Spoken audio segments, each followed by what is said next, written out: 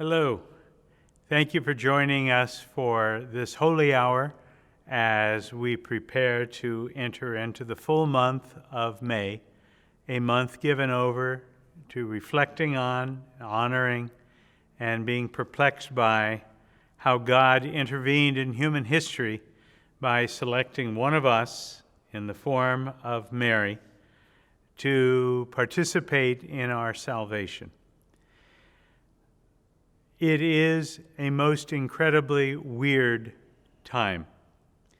I doubt if you, and having spoken to priests and bishops in the last month, I can affirm to you that it is a first for all of us to be going through the events to keep us safe in the midst of this coronavirus. This COVID-19 virus is something that none of us have ever had to face. And the experiences of sheltering in place, isolating ourselves, and keeping ourselves as protected both from others and making sure that we ourselves don't infect others, it's something that none of us have ever experienced. For me, to have celebrated Holy Week with nothing was incredibly empty and incredibly weird. I know that God is in all things, and I had to continually keep reminding myself throughout these weeks that every day was an experience of emptiness. It was very much a Holy Saturday experience of visiting and sitting by a tomb where Jesus had already been crucified, but he had not yet been risen. And so people that would have visited the grave, visited the tomb, they were in the in-between zone. We have been in the in-between zone. Perhaps you are, like me, ready to end our isolation, and perhaps you're ready to get back to being with your friends, getting on with your lives, and doing the things with which you are familiar. For some of you, a lot of things that you had on your calendar have had to be changed. Confirmation for our high school senior youth, those who would have been getting confirmed in the month of May, has been postponed to a date that we don't know yet, and we don't know exactly how it will all occur.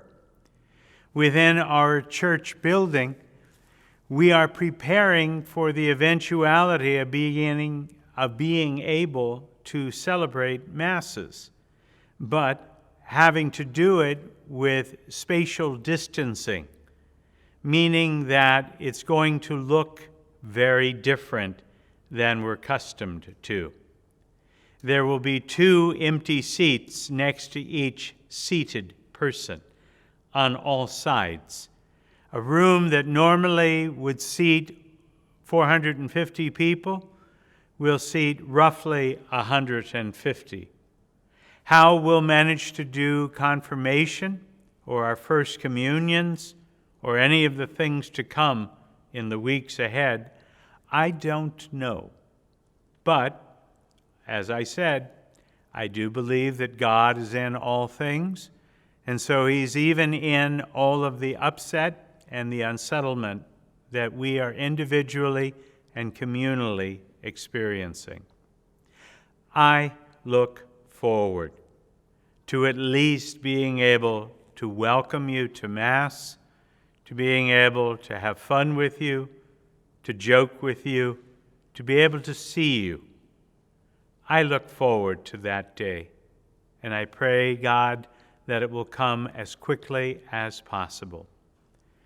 Tonight, I'll be leading you in benediction, and it's my delight that you perhaps will be able to open yourself like Mary, who, even though we presume and we talk as if she accepted and knew everything that was about to unfold, She was a young teenage girl, not unlike some of you, when the angel Gabriel spoke to her and invited her to participate with our salvation. She said yes, but she didn't know what she was saying yes to.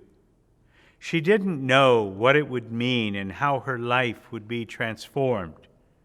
She didn't know the confusion and, as we just went through on Good Friday, the struggle of having to watch her boy be mocked, be made fun of, be persecuted, spat upon, and then nailed to a cross and hung up to people's laughter and to die in full view of everyone. She had no idea when she said yes to the angel of what her life would be.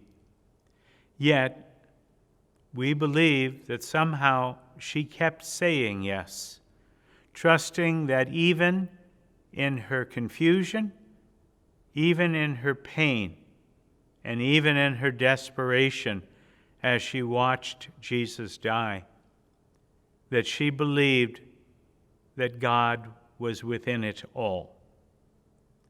I offer that to you as we continue with our passage through the COVID-19 period. Somehow God is in all of this, inviting us to reflect upon how we're responding, what we miss most, how our actions and how the actions of our society are changing us. I'm with you tonight as you pray, and I'm with you every day in prayer, asking God to bless you and to give you strength so that you might have the fullest, best, and happiest life possible.